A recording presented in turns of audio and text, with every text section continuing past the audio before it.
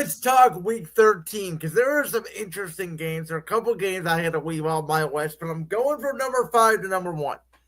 This game at number 5 would have been a little bit higher for me if Arizona would have knocked off Seattle last week, but they did not.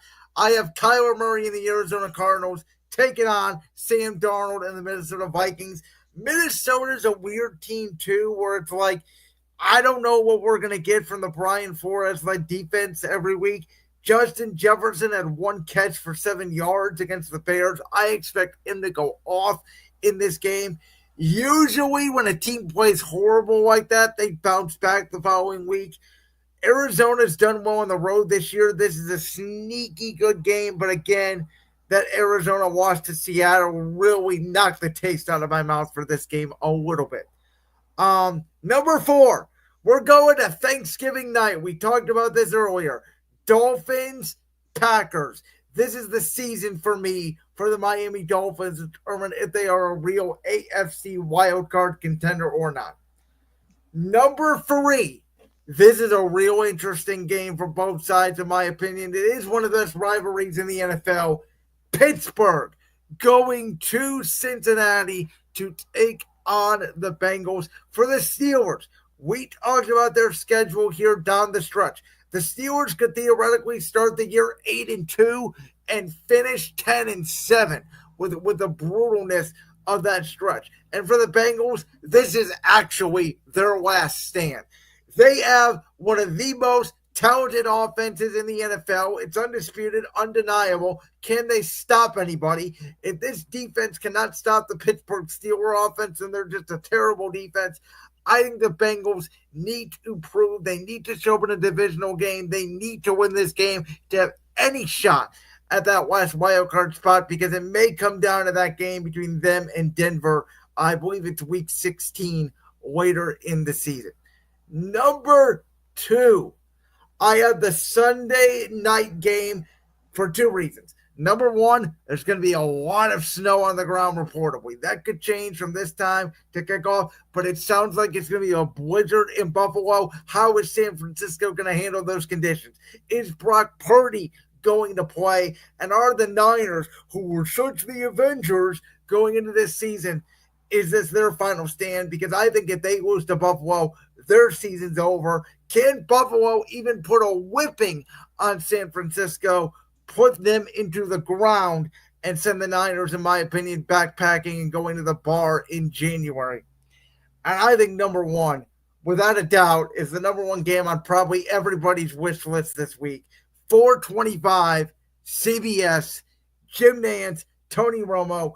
In my opinion, the 2 MVP finalists we talked about earlier in the show, Saquon Barkley and the Philadelphia Eagles, Jalen Hurts, A.J. Brown, that offensive and that defensive line, going into Baltimore, a place where the Eagles have never won in their history. Lamar Jackson has 1 loss in his career in the NFC, and it was in 2020 to Daniel bleeping Jones.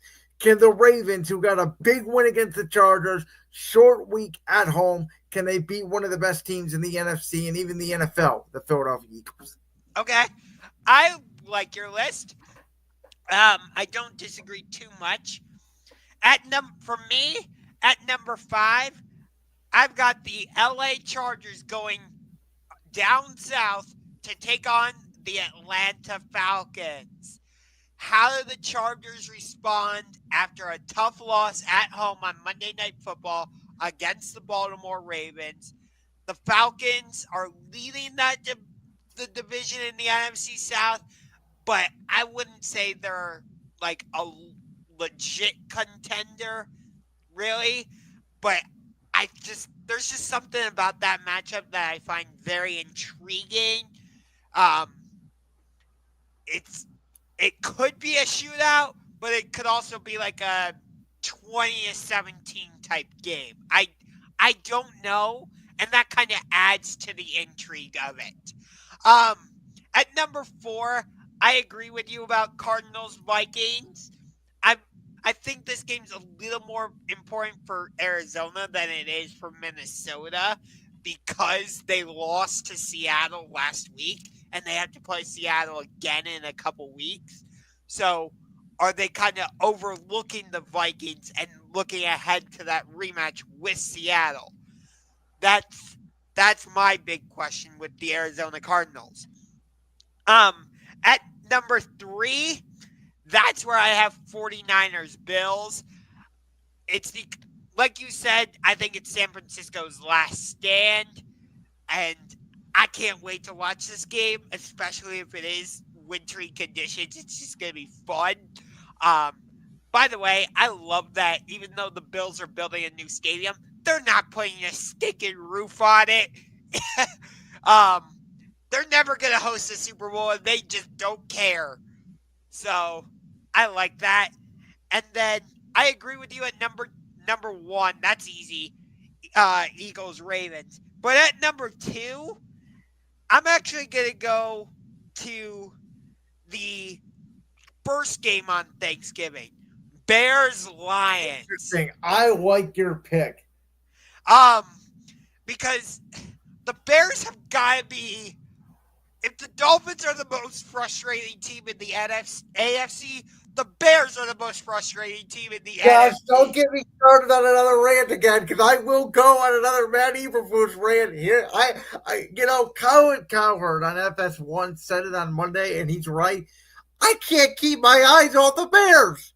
You gotta watch them. You gotta see how this team is gonna find a way to To, lose football games. yes. And then on the other side, the, I think the Lions just forgot how to lose. So it's like you got one side that finds ways to lose games, and you got a team on the other side that's just, yep, we're 10-1. You, we're steamrolling our way through the season. It almost feels like Detroit is playing like they should have been in the Super Bowl last year. It feels like they're playing with a chip on their shoulder this season because Dare they, I say, finish their story? oh my lord, um because they know they let that game get away last year in San Francisco. I fe- it feels like to me Detroit thinks they lost that game rather than San Francisco won that game. Oh, they definitely watched that game. I agree with that sentiment 100%. The only reason why I almost had that game on my list, the reason why I feel like there is a scenario where Chicago gets blown out, because I think Detroit remembers what happened last year on Thanksgiving. Remember, they were 7.5 point favorites. Green Bay was like 3-6 at that point, really struggling.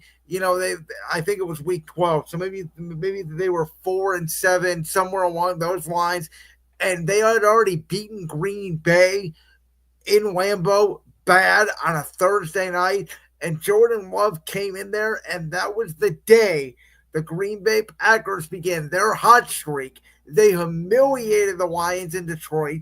I think Detroit, knowing they have Green Bay next Thursday night in the Motor City, they will not overlook the Bears in this game. And if the Bears cannot figure out a way to stop the Sonic and Knuckles tandem of Jameer Gibbs and David Montgomery, it may be a long day for Matt Eberflus. And I'll say one more thing, Josh. I consider Thanksgiving, even though it's an afternoon game, to be a nationally televised game. There's going to be 30, 40 something million viewers watching this game.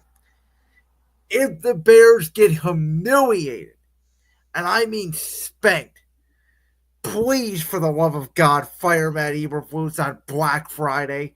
Make it a Black Friday for the Bears head coach. I could see that. Um, by the way, I do understand why you put Steelers Bengals on your list because Cincinnati was almost able to come back and beat the Chargers, but it feels like the Bengals are already done. So, so I I I put it on my list more because of the history of the rivalry of those two franchises. I think it's going to be an incredible down to the finish game. I think it has more blowout potential in the Chicago Detroit game than that game. which I do understand your reasoning, but because of the intrigue of is Chicago going to find a way to lose, or is Detroit going to blow them out? That's why I put it on my list. Kind Yeah, of like the Chargers Falcons game. I'm not entirely sure. Like, like that game, the Charger Falcons and Arizona Minnesota sort of feels like you could put both those games in the same spot. Like to in me, what regard? like okay, so for Cardinals Vikings, for that situation for Minnesota, it's like to me the game matters for them because they're still fighting for maybe even the one seed and the division, but they don't have as much urgency as Arizona, who is just battling for a potential NFC West spot. Where the Chargers Falcons, to me, I know Tampa has gotten healthy. I know they're getting better. I think Atlanta's going to probably win that NFC South. For the Chargers, it's like, do you really want to lose two in a row coming off a short week? But you don't really need the game because you can still get in if you lose. So it's one of those where it's like these are four teams, two matchups, where it's like both of them to me, their season's not over, but it would take a hit if they lose. So let me ask you this. Did you even consider Browns Broncos the I Monday night? did. I Okay. did. That was probably like 7 or 8 on my list. And the only reason why I didn't put it on there is because the Browns have no chance in the playoffs. I would agree with you. I mean, if they win this game, it would be their fourth win on They'd this. have to win out. They'd Yeah, have to win out. right. And I don't see that happening because you have Pittsburgh next week in Pittsburgh, Kansas City, Cincinnati, which that game got flexed out of Thursday Night Football. Congratulations to the Browns and Bengals for being the first ever game to be flexed out of Thursday Night Football. That game will now be played at 1 p.m. on Fox. Chargers Broncos got flexed into Thursday Night Football. And then they have to go to Baltimore in week 18. Or Yeah. no, I forgot. They have to play the Dolphins The here. Dolphins week 17, then Baltimore week 18. Yeah, I'm sorry, Browns fans. It's not happening. No. Um, but think about this just on that note. Jameis Winston joins Baker Mayfield as the only Browns quarterbacks to beat both the Steelers and the Ravens in the same season. That's funny. I think. I could be wrong about that, but I think I saw that statistic. That's incredible because there's like Jameis. Well, wait, no, Jameis didn't start against Baltimore, so No, he did. He did. wasn't that DTR? No. What? Wait, they lost to Baltimore. No, they Wait, didn't. no, wait, Yeah, it's right what? here.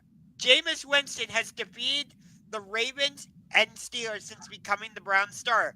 He and Baker Mayfield are the Oh, only you're Browns. right. DTR came in for Watson against Cincinnati. I'm sorry. I Yeah, was I knew it at some point. That's my bad. That's totally on me. Josh is right. yeah. That's It, incredible. it's right here.